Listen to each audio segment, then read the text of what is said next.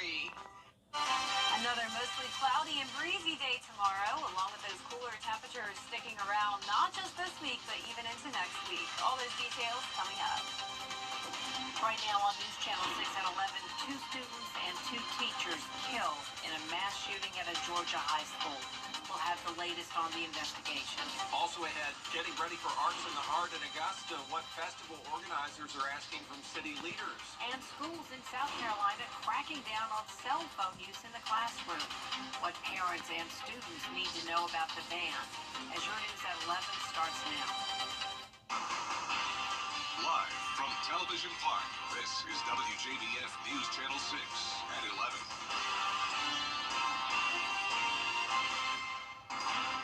Hello, everybody. I'm Brad Means. And I'm Jenny Montgomery. Thank you for joining us. Coverage you can count on does begin with that deadly shooting at a high school just north of Atlanta. Authorities say a 14-year-old killed 4 people and wounded 9 others today.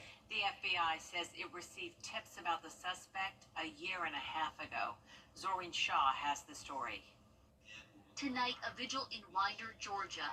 Flowers, prayers, and tears. Just a few miles from the scene of the latest mass school shooting in America. May evil in all the world know that especially in this place this night, we say no. It happened at Appalachia High School, about an hour outside Atlanta. Law enforcement rushing to the scene, students running for cover. Sophomore Alexander Romero recording this as authorities led students from a darkened classroom to safety. It was a small little ball of us, like all holding each other, and I remember like my friends crying. They were all scared, and then 2 police officers came in with their guns, telling us not to move, that it's still not safe. Parents racing to make sure their kids were okay. Last time you spoke to him was this morning, saying, have a good day, that kind of thing. It's different. A prayer circle formed in the end zone. 2 students and 2 teachers killed. 9 others, 1 teacher and 8 students injured, rushed to the hospital. The accused suspect, just 14 years old, surrendered without a struggle. The shooter is in custody. His name is Colt, that's C-O-L-T, Gray. He is a 14-year-old student here at the school. Tonight, the FBI says it received anonymous tips about the suspect in May of 2023, but there was no probable cause to take any action. For the county sheriff, it hits home. I never imagined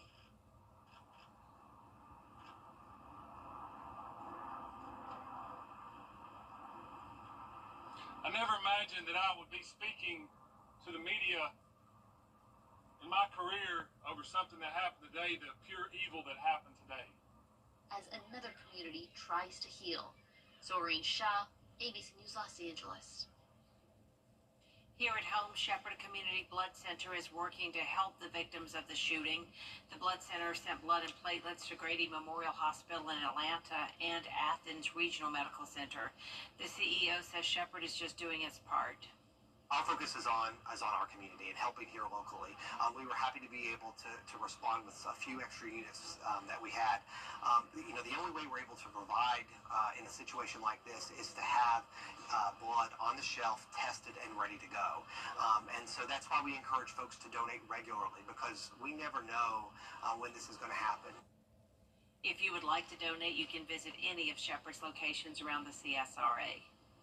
Time now for our first check of the forecast. Chief Meteorologist Jenna Petracci joining us on this pleasant, quiet night in the CSRA. Yeah, that's right. Very pleasant conditions for us all week long and even into next week, especially if you like the cooler temperatures. This is definitely a treat for you.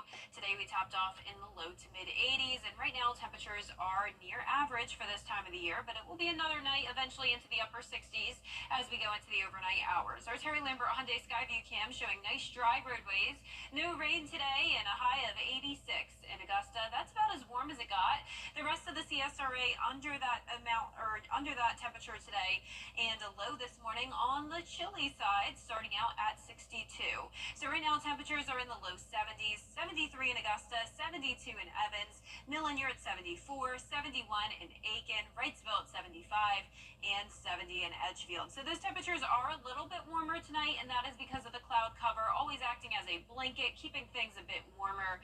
So those temperatures are in the 70s for now, but as I mentioned, we will see some upper 60s tomorrow morning, just not the low 60s like we had this morning. Satellite and radar showing that dense cloud cover, and as we zoom out here, there is no rain impacting the two-state other than the coastline around Savannah, but we also have this stalled front still that we've been watching, and that'll eventually lift up towards the north, and this low pressure comes in, and that'll bring us some rain on Friday. The dew points right now are in the low to mid 60s, but with the cooler temperatures really not feeling too muggy tonight. Winds are coming in from the northeast, bringing in that cooler and drier air. It's been breezy over the past couple of days, sustained winds up to around 10 miles per hour, and those gusts up to around 20. That's what we're seeing now in Gibson and Barnwell. And for tomorrow morning, still dealing with that northeast breeze, mostly cloudy skies, going down to 67 at 7 a.m. Coming up, I'll have a look at that full 10-day forecast with a look at the futurecast as we are tracking some rain. But back to you, Brad. Jenna, thanks. The effort to get downtown ready for the Arts in the Heart of Augusta Festival is easier said than done.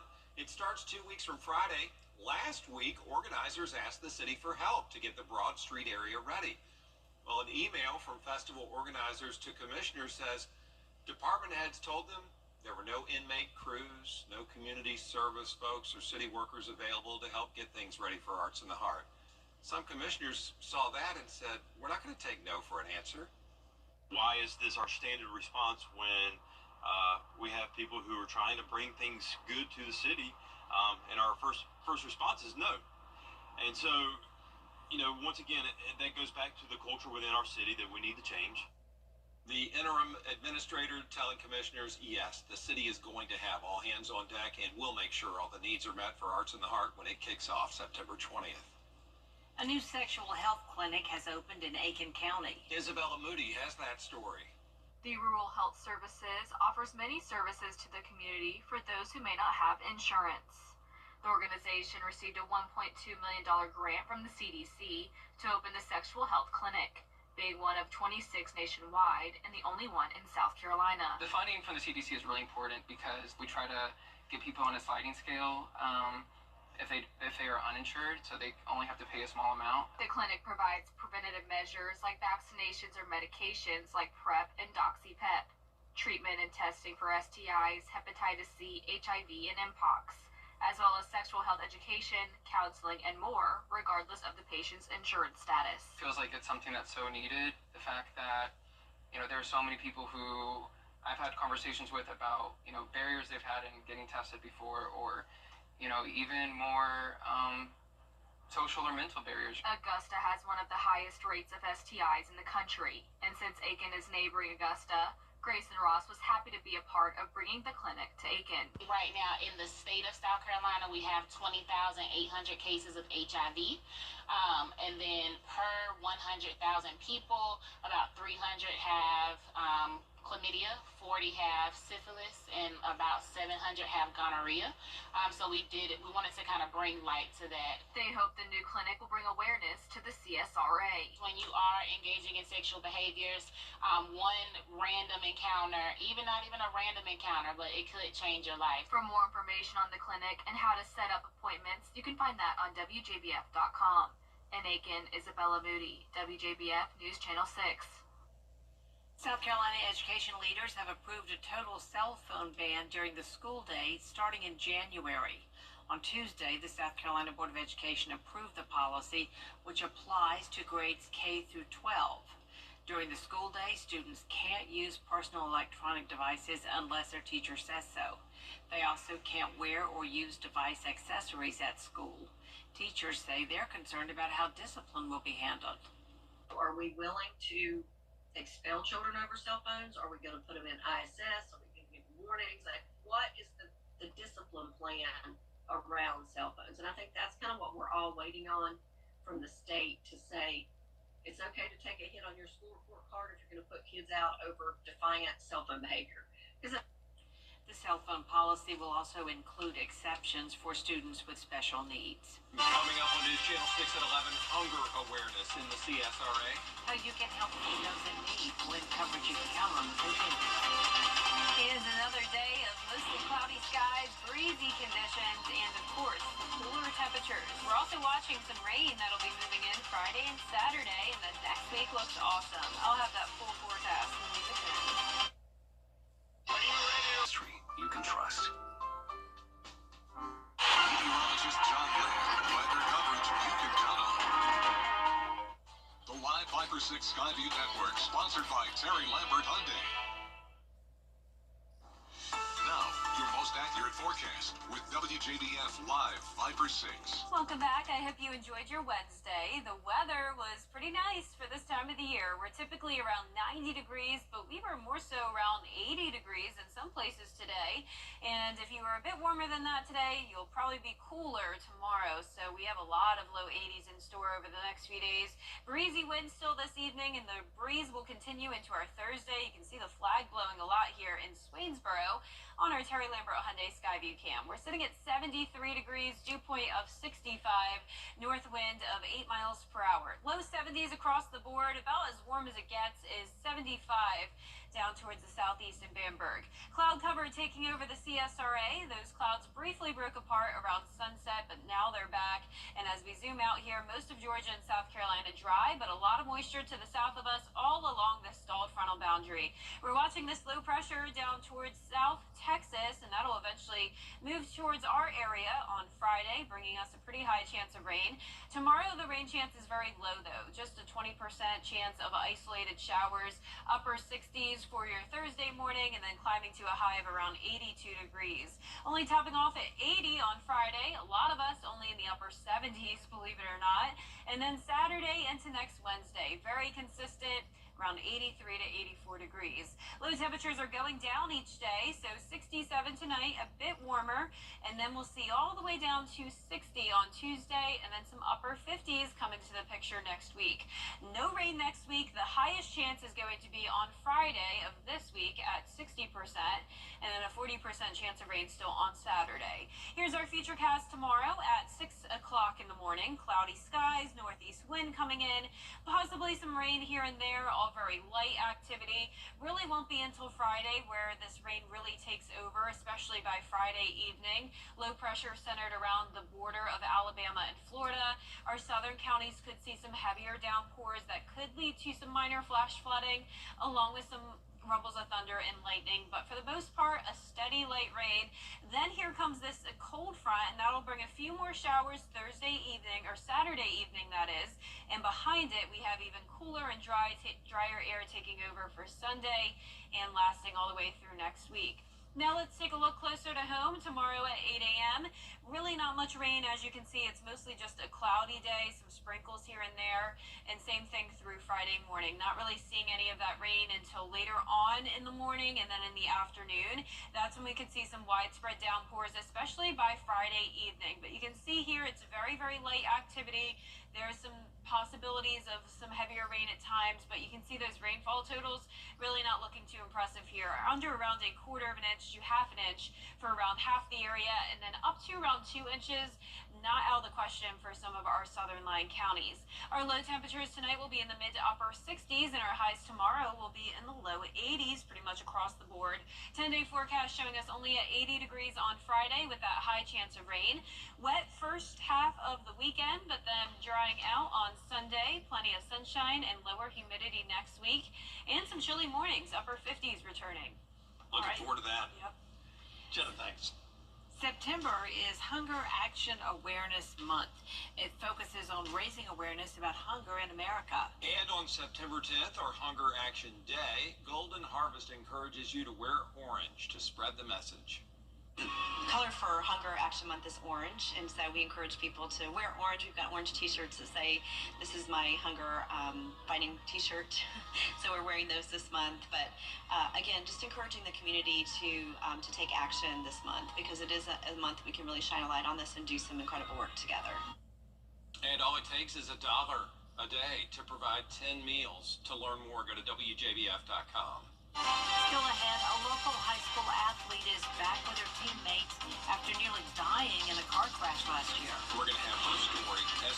can count on continues. But first, the winning numbers in tonight's South Carolina lottery. Pick 3, 189. And pick 4 tonight, 4922. The fireball was 2. At Tile Center, we offer the area's best selection of quality tile and stone products, exclusive designs, expert staff, and amazing customer service. Are you overwhelmed with all the details in your tile or stone project? Don't worry. Our team has the expertise to assist homeowners, contractors, architects, and designers with any project. Come see why for yourself at any of our locations at Tile Center or online at tilecenter.com. Your tile and stone experts. News Nation 2. The WJBF Live Viper 6 Skyview Network is sponsored by Terry Lambert Hyundai. Low prices, big selection, and committed to quality customer service. Welcome back, everybody. A 16-year-old Greenbrier High School student is back up and running after she nearly lost her life in a car wreck last year. Hannah Latier has her story. Allison Lilly out running with her cross-country teammates Wednesday, practicing for an upcoming meet. Just seeing her in a coma, not be able to move tonight now, just where she's at. Like, she's running with us again. She hangs out with us. I can drive her around. Like, it's been great. It's a stark difference from a little over a year ago when Allison, her mom, and sister were leading practice and got into a head-on collision with another car. Allison immediately went into a coma. At that point, as a mom, you just, my world just stopped. And at that point, all I could do was get on my knees and pray for a miracle and just ask for God's mercy and grace. Allison suffered a traumatic brain injury along with other severe injuries. Her friends, family, and community supported her in so many ways. We organized that to wear purple the next day and spread that around the school. And then me and my mom had designed the t-shirts. And from the money from those t-shirts, we gave to the Lilly family. Our first Bible study after the accident, we actually did like at the hospital in like her waiting room. It was really special just to get to be there, even though we couldn't be right next to her. After lots of physical therapy and TLC, she's back doing what she loves. I love to run, of course, and just like seeing my teammates. It's just a blast always. School's been good also. I'm taking 4 classes at school, and then I'm back to, practicing piano. It's just like, it's good to be back. She's living, walking, running proof of God's love in her life, and we just couldn't be more thankful. As for future plans, Allison has some ideas up her sleeve. I would really love to be a neurologist. Like, I want to help people like the way I was helped. I know that like God has like a plan. He has a purpose for me. Like, there's a reason. In Evans, Hannah Latier, WJBF News Channel 6. How do you become the largest outdoor power? Harry's has all your outdoor power equipment and grilling needs covered under one roof. Domestic violence affects millions every year, but recognizing the signs can save lives. Isolation, manipulation, and controlling behavior are all red flags. Physical aggression is never acceptable. It's not just about the bruises, it's about the fear it instills. Psychological abuse can be just as harmful and leave scars that may never heal, affecting self-esteem and relationships long after the abuse ends. Break the silence and reach out for help. There's a community waiting to support you. Visit safehomestv.org for support and resources. Together, we can end domestic violence. This September, 6th and 7th in downtown Aiken. For more information, go to visitaikenSC.com.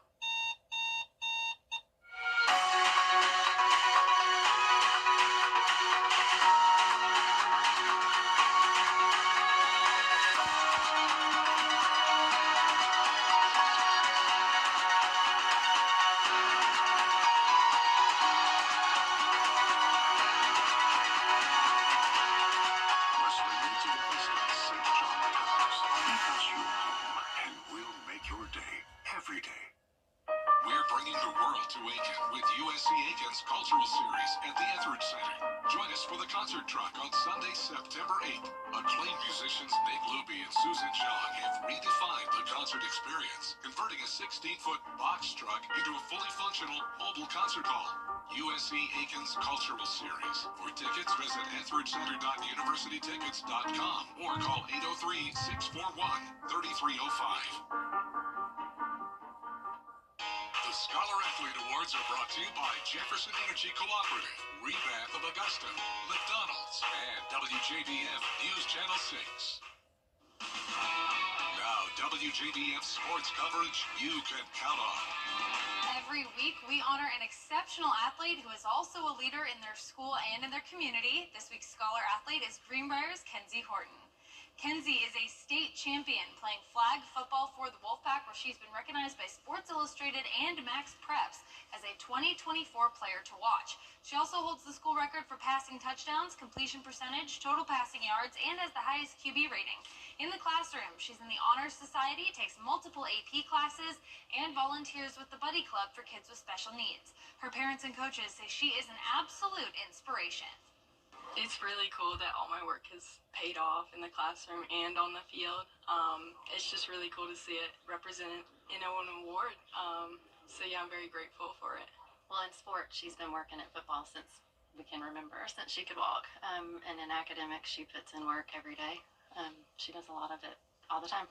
Just the younger generation, especially to the flag football sport, just to watch kind of the younger kids see her for what she is, it's really impressive. Just seeing her on the field, especially now that she's coming into her senior year, take on more of a leadership role.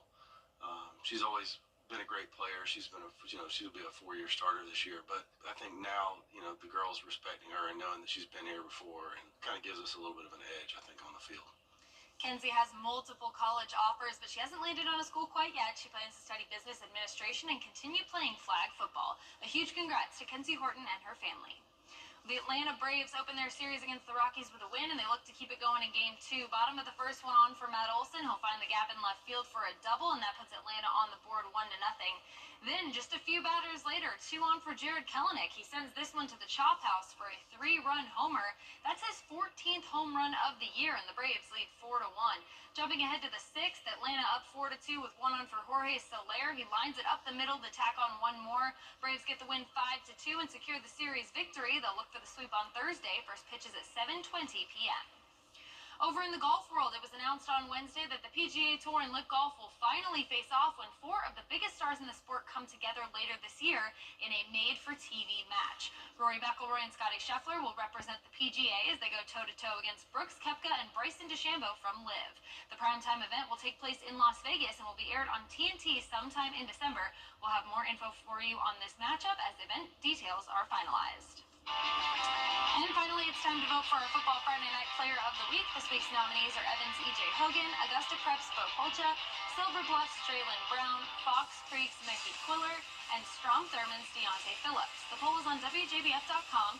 You can vote once a day until Friday. The winner will be announced during our Football Friday Night show, so be sure to get your vote in as we pick our Football Friday Night Player of the Week. We'll be right back. Coleman Services. To get the weather you need to see the whole picture. That's why Live Fiber 6 gives you the Skyview network. Get a live view of traffic and weather from all over the CSRA. Available online 24 hours a day at WJBF.com and the free Live Fiber 6 mobile app. The WJBF Live Fiber 6 Skyview network. Powered by Terry Lambert Hyundai. Low prices, big selection, and committed to quality customer service. Hard to believe the NFL season kicks off tomorrow, and you may have heard of people wearing their lucky jersey, right? Well, other people swear by the luck of certain foods. Yes, Vegas Insider researched the most popular NFL snacks across the country. Sliders were the #1 searched football food in Georgia. Nachos and meatballs rounded out the top 3. Hot dogs were in last place on the list. A lot of video of wings there, too. Which Hungry. are Stop Yes. it. No. Did you Stop see it the right potato now. skin? That looked so good. Yes. All of it looks It's all amazing. good The football whole thing. food. Even the hot dogs. I mean, we'll take it all. Our 10-day forecast showing mostly cloudy and cooler temperatures once again tomorrow. Only a 20% chance of rain, up to 60% by Friday. Still a wet day on Saturday as well, but then next week, sunny, dry, and still cooler temperatures. All right, Jenna, thanks. And that's our report for now. Thank you for watching. We do appreciate it. Our next news is at 4:30 with Mary Marson and Barclay Bishop. Good night.